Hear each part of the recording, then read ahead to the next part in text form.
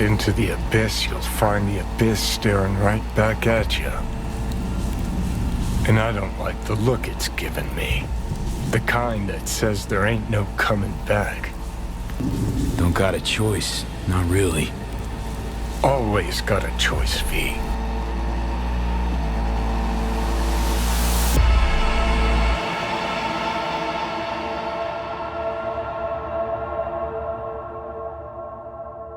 Cyberpunk 2077 terrified me. Even so, I spent hundreds of hours playing this game, exploring this immensely immersive world. A world that's very similar to ours, although exaggerated. Every aspect of it has a real counterpart in our world, sometimes not so exaggerated.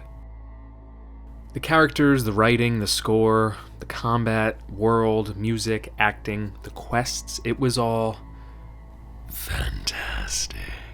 Say that again? When I say the game terrified me, I don't mean I was cowering under my covers.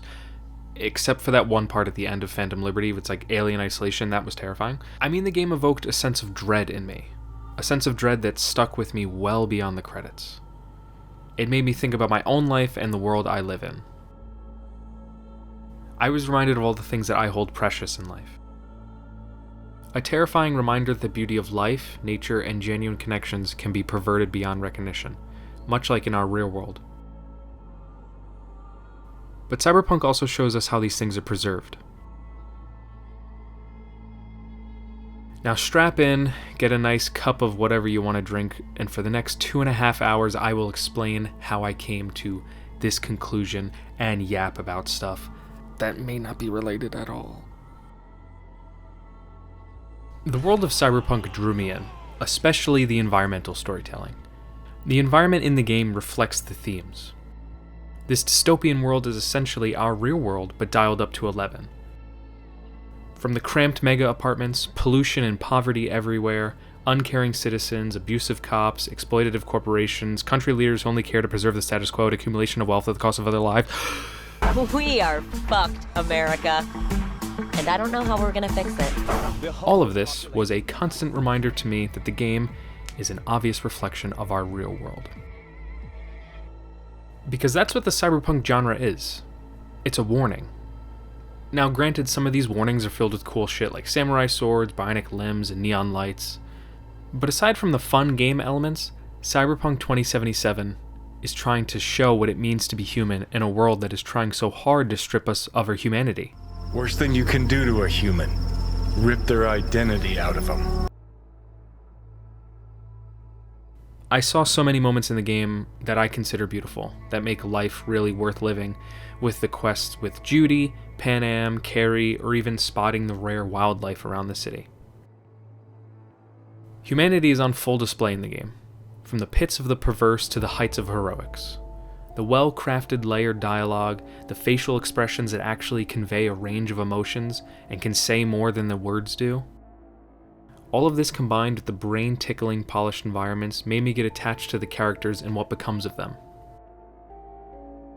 I mean, the fact that Cyberpunk 2077 made me roleplay, which is something I don't often do in video games, is a testament to how engaging the game is. The developers at CD Projekt Red are experts when it comes to making empathetic characters. Just look at Jackie. They do everything to make him appeal to the player, and then kill him. And after his death, I was trying so hard to save every other cool person that I met in the game.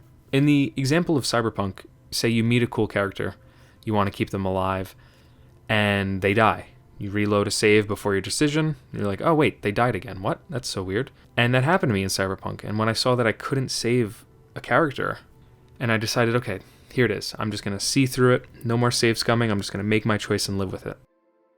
I can't stress about what could have been or what will be. Which is scary to do because that's what we have to do in real life. And when I play games, I want to have some sort of escapism. That's one of the major reasons I play games, to escape real life. Sometimes to my detriment, yeah, sometimes. In real life, choice is a peculiar thing. We don't have save scumming, obviously, unless one of you, if it is a thing, let me know. If I have been living this whole, would I want to save scum in real life? I don't think I would. Well, regardless, choice in real life is peculiar. It's overwhelming, reasonable, liberating, or oppressive. It can be all of these things at the same time. Some people believe we actually don't even make choices, that each possibility is preordained and beyond our control or comprehension. Conversely, a lot of people believe that we're at the mercy of our own desires, exercising free will each and every second, like how you're choosing to blink or breathe right now. Or how you're choosing to like this video and subscribe to my channel and comment 1,000 million comments because I'm going to get $1,000,000 from 1,000,000 people. I mean, you can do whatever you want, right? Like, we can do whatever we want in this life. Pretty sure. I don't know. I actually have no idea. But Cyberpunk made me think about this. Cyberpunk kind of gives us this phantom liberty. You know, like a... No, not that one. No. So far, I spoke about the world, the characters, and the choices, which I found also so engaging. And it scared me with how I would choose one thing and then get another, like a genie tricking me with my wish, and each choice would cascade on and on until the conclusion. And during my playthrough, I wanted to make objectively good choices, but as I kept playing, it was harder and harder to do so. Don't forget, the game is fixed. The choice to be good wasn't so obvious. It felt like the hand I was dealt was rigged against me, and not a single choice that I made left anyone unscathed. Often in life, we stand between choices, not knowing where either can take you. Try as you may, your imagination will never capture the reality of the outcome. You have to choose. You make the decision and you live with it. I don't know. A happier ending for everyone involved. Here, for folks like us, wrong city, wrong people. I've spent a fair amount of my time on this planet thinking that there are right choices in life. Thinking that if I mull over all the options in my head, I'll arrive at some conclusion that is the correct choice. A choice that makes me feel safe and gives me exactly what I want in return. But as I get older, I realize that there's no really one right choice. You just kind of choose what feels right to you. Now, I'm only 27, so I don't know this for sure, but from what I've witnessed, read, and heard, this seems to be a common belief. Even if it sounds depressing or scary, I think it's also amazing because that's what life is, this constant stream of ups and downs, this miraculous stream that I'm so grateful for. So in Cyberpunk, after being tricked, betrayed, and gifted a short death sentence, what do we do in the face of an uncaring, unforgiving, ruthless world? If I gotta die, rather fall into my grave gun in hand and on fire. Not drag anyone down with me. Huh. You just discovered what it takes to become a legend. Grab your iron. Let's mobilize. You got options. There are different endings to choose. You can do the Johnny thing, try to tear it down. You can give up. You can keep fighting. It's like Mass Effect 3. We got the green, we got the blue, we got the red. I got all the different endings. Which one do you want? One ending to all this amazingly gorgeous, scary video game stuff that really terrified me and made me think about my own life was the so-called nobody ending. It is terrifyingly real. After all these James Bond action movie antics, we're brought back down with one of the most depressing endings of a game I have ever experienced. Basically, in order to save your life, you have to get rid of all of your extraordinary abilities. And years upon years go by, and you have no idea where any of your friends are. And it's just ridiculous to become another face in the crowd. You go from this legend of Night City to just another human. Nothing, no cybernetics in them, no nothing. The only silver lining is that maybe V can reconnect with everyone that he's grown close to, which is a painful way of reminding us one of the major themes of this narrative.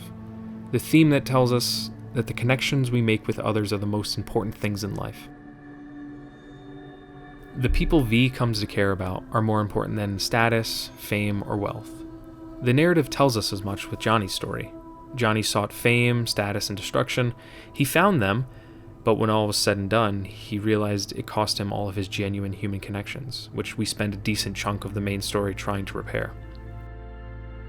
Cyberpunk 2077 once again reminded me of all of this, and let me just go unhinged for a few seconds. This fucking game, dude, I swear. With the commentary of the world, the metaphor, the literal outspoken criticism of late-stage capitalism, militarism, imperialism, every other fucking ism, I love this game. It always hits me at like the perfect time in my life. The story is amazing, and it's what made me write my first video essay all those years ago, because I just had to gush over the game. And here we are again, I'm just gushing again over Cyberpunk 2077. It's just so fucking amazing.